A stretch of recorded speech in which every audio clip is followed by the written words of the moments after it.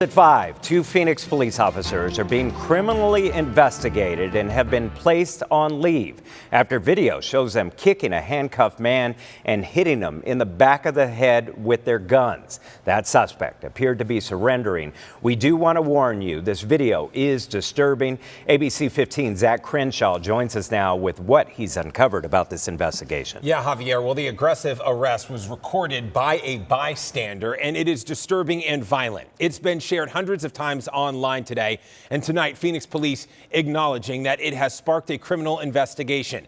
Before we show you portions of that video, we need to tell you what Phoenix police say led up to it. Thursday, just before midnight, two officers were at this quick trip near 59th Avenue and Buckeye. As they were leaving, they say 38-year-old Harry Denman tried to stop them in the parking lot. The officers told him they had to go to another call and got in their car. That's when they say Denman pulled out a pistol, fired one shot into the ground, and then fired at their patrol car, hitting the driver's side spotlight mirror.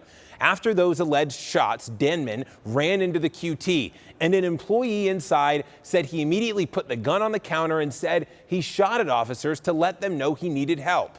In their initial arrest report, officers checked the box that he was, quote, mentally disturbed. They also say he resisted, so officers, quote, had to use physical force.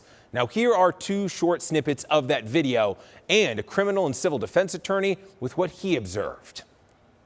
Get on the ground. Get on the ground. Don't move.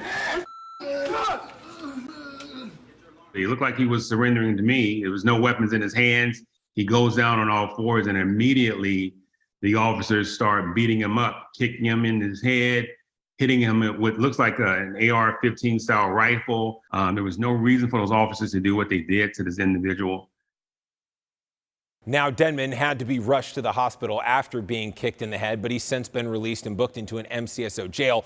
The new Phoenix Police Chief, Michael Sullivan, who was just sworn in Friday, said this in a statement tonight. In part, he said, "What is depicted in the video is not how we train, and it is not aligned with the core values of the Phoenix Police Department." One more important note. While Denman remains in jail right now, the Maricopa County Attorney's Office tells me they're still waiting on Phoenix Police to formally submit charges, which need to happen by the end of tomorrow, or Denman will be released. Live in the studio, I'm ABC15 investigator Zach Crenshaw. Thank you, Zach.